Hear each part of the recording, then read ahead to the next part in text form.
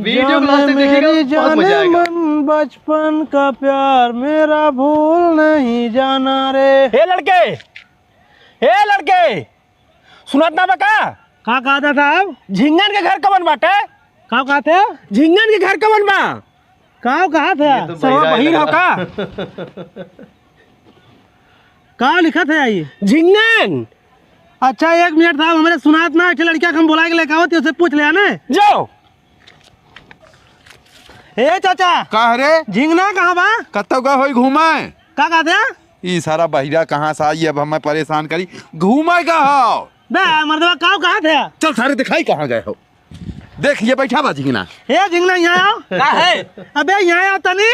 Coho मर्दा चूतिया है का एक का लिया चलाया? ई सरवा घना आग पकाए रहा, हमें सारे कहा झिंगना कहाँ बा, एको बतिया सुनत है ना बा। हथो पकड़ लाए तोरे लगा कह दे। यहाँ आओ बे।